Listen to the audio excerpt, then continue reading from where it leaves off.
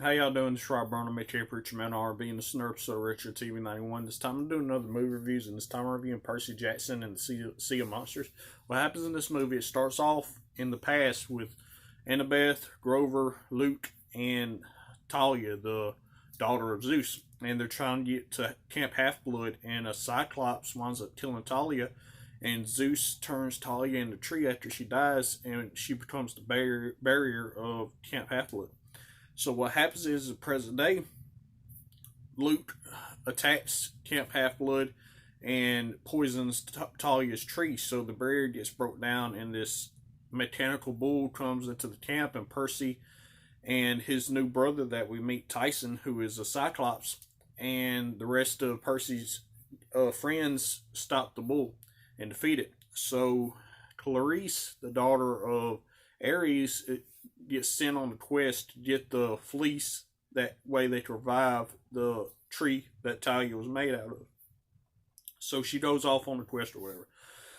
And Percy and them decide to go help her. So Percy, Tyson, Grover, and Annabeth, they go on a journey to find Clarice and help her get the fleece or whatever. And they meet these three witches, and they're the witches that had the one eye or whatever.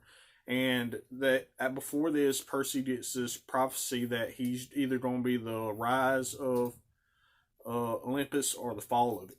So what happens is he goes on this quest, and they meet up with Luke, and Luke is after the fleece too. And part of the prophecy is Luke and Percy is going to wrestle over the fleece, and after this, either Olympus will fall or Olympus will stay risen or whatever. And what Luke is trying to do is trying to revive Zeus, Hades, and Poseidon's father, the leader of the Titans. That way he can kill the gods and regain control of Olympus or whatever.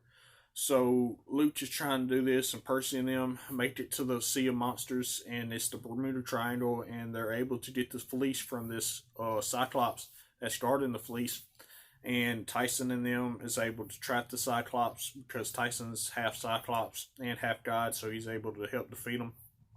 And what happens is Luke gets the fleece, puts it on the crypt where Zeus and their father is, and he starts rising. And this blade that Percy had the whole time is the cursed blade that is a part of the prophecy or whatever.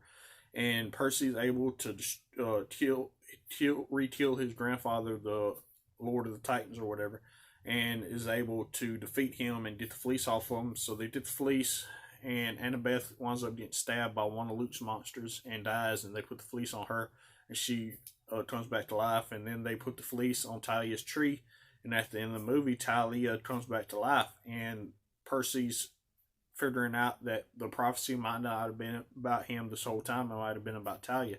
And that's all that really happened. My question for y'all is, y'all ever watched Percy Jackson and the Sea of Monsters? What did you like about it? As always, Preacher Man RV signing out. Guys, you just awesome. This has been an episode of Retro TV 91. See y'all next time.